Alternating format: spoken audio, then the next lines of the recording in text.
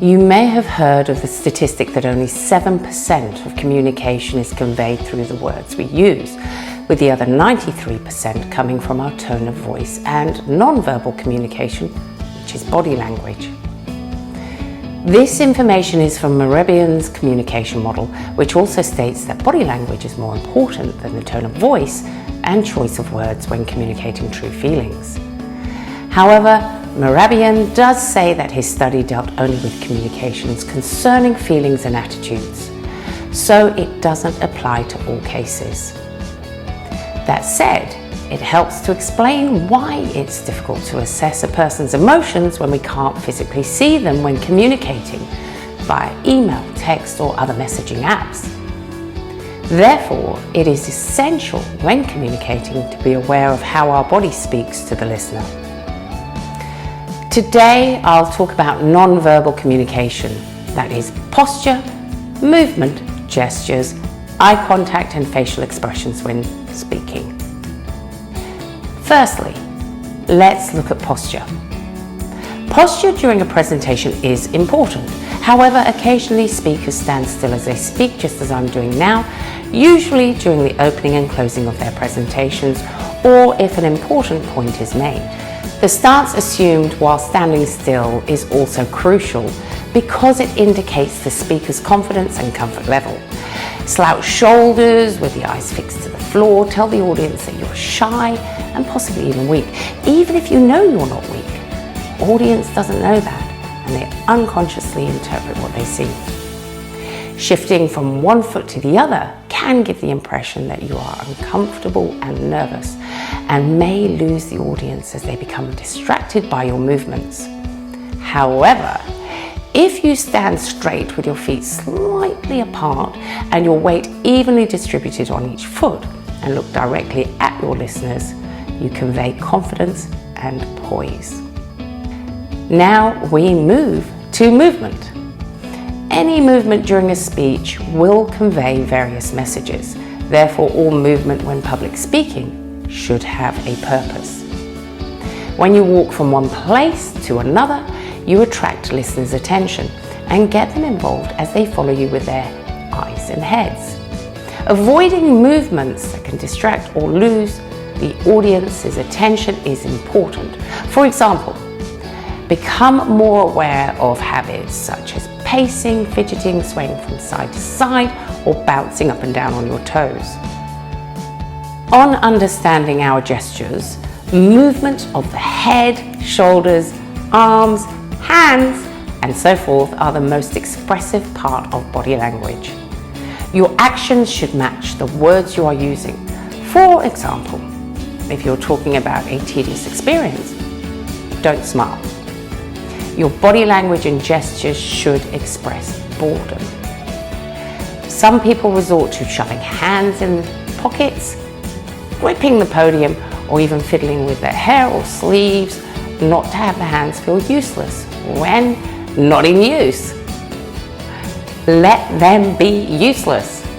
There's nothing more distracting than people who flap their arms around or put their hands in and out of their pockets. Keeping your arms bent at the elbows and close to your waist with the tips of your fingers touching in the ready position for the next gesture is an excellent way to eliminate annoying habits. The other thing to do is to allow them to hang loosely by your side. This way they are not distracting and can immediately go on to your next natural gesture. It is important to note that small motions, while not being particularly useful, tend to indicate uneasiness. To ensure this is not communicated to the audience, make sure that your gestures are large enough to be seen by everyone in the room. However, they should not be so large that they take away the attention from your speech or look like you're acting, which is a big mistake some speakers make. Remember that gestures are as vital as speaking is to your speech, as they enhance what you're telling your listeners, so practice using them regularly. It's best to work with your natural gestures when communicating, as it will help eliminate movements that may produce a negative response from your audience. Now let's look at eye contact as a powerful tool to communicate, and the impact of eye contact and facial expressions on speaking. People are more prepared to believe an individual who makes eye contact when speaking. If you look at your listeners in the eye, they see you as sincere, credible, friendly, and authentic. The mouth, eyes, eye movements, eyebrows play vital roles in showing sadness, fear, anger, frustration, anxiety, enthusiasm, boredom, interest, awe, tiredness, fierceness, self-confidence, and doubt. When you demonstrate these feelings, your audience will imitate them. The emotions stirred in your listeners will significantly influence their willingness to accept your message. So what do your eyes say about you when you're speaking? Our eyes are great communicators, and often your listeners make unconscious connections regarding what you're saying based on what your eyes are telling them. With that in mind, consider these two questions the next time you speak in public. Are you talking to or at your listeners? Or are you connecting with the audience? When communicating, eye contact is essential for connecting and establishing credibility with the audience. They give people genuine insight into our emotional state and how we're processing it psychologically. Like it or not, our eyes can and do give us away. Eye contact in our daily lives and our daily conversations feels so natural that we automatically make eye contact without feeling self-conscious. However, when it comes to public speaking, people suddenly become aware of their eyes and have no idea what to do with them. Where do they look? What should they be doing with them? And it can result in what we call the flicker, where the eyes are on a constant rotation from side to side along with the head movement, making no connection with anyone whatsoever. Other examples of ineffective eye contact include looking up at the ceiling, down at the floor, or in one direction without looking around the room.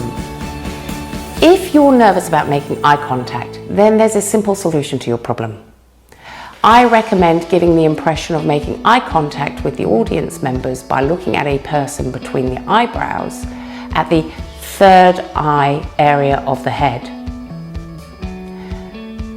Now we're going to look at facial expressions, which can make or break a speech and is the one area of communication that's most ignored when people think about what they're either saying or about to say to one another. When giving a presentation, your facial expressions will also help tell your story to the audience. As with most of what I said about eye contact, our facial expressions need to match what we're saying. Think back to the gestures section and notice how we talk about your actions should match your words that you're using. For example, if you're talking about a tedious experience, don't smile. Your body language and gestures should express boredom. If you have any doubts about how well this works, have a little fun with these two simple tests. Smile. Smile the biggest smile you can. Now say these words as if you mean it. I'm really angry. If you did it correctly, you'll find it impossible to sound angry when you're smiling because the smile automatically raises the tone of your voice. Now try this. Frown and turn your mouth upside down and show your angriest face. Once you've managed to do that, say, I'm so happy. Again, if done correctly, your voice should stay low, sound dull, or full of weight. How did you feel? You probably laughed at how ridiculous you felt. However, what you've learned is that your facial expressions need to match the words and tone that you use when you speak. For example, if you smile when you're talking about how your puppy ran away, then you're going to leave the audience a little confused about why you're happy when it's a sad story.